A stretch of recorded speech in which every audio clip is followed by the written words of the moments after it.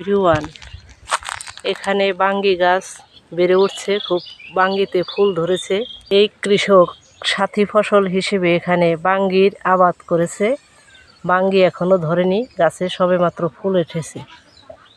আগের দিনের কৃষকরা অনেক বাঙ্গির আবাদ করে থাকতো, এখন তেমন বেশি করে না। এই জমিতে কৃষক 3 প্রকারের ফসল বুনেছিল: শাগা পেঁয়াজ, ভুট্টা, তার মাঝখান দিয়ে বাঙ্গি গাছ। সুন্দর বাঙ্গির ফুল এসেছে। এখানে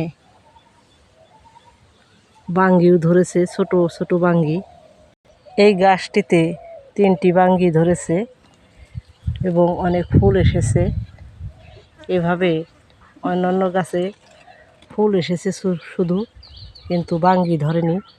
এই গাছটিতে বাঙ্গি ধরেছে 3টি, এখানে 1টি, এখানে 2টি। বাঙ্গির ফুলগুলো খুব সুন্দর, হলুদ বর্ণের।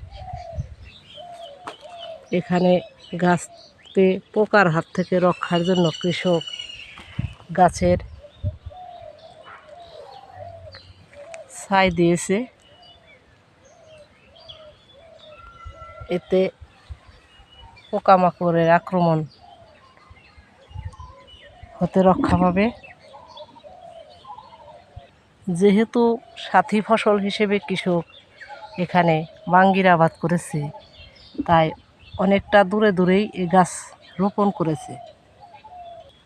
বাঙ্গি ফসল বেশি দিন সময় নেয় না, এটা 2 থেকে 2 মাসের ভিতরেই এই গাছগুলো মারা যাবে। খুব সুন্দরভাবে বাঙ্গি গাছগুলো বেড়ে উঠেছে। এখানে পোকামাকড় আক্রমণের জন্য বেশি পরিমাণে ছাই দিয়েছে, তাই গাছগুলোকে তেমন সবুজ বর্ণ দেখা যাচ্ছে না। বাঙ্গির জালি এসেছে, কিছু কিছু গাছে বাঙ্গির জালি এসেছে, মানে বাঙ্গি ধরেছে ছোট ছোট আকারের, আর কিছু কিছুতে আবার ধরেনি।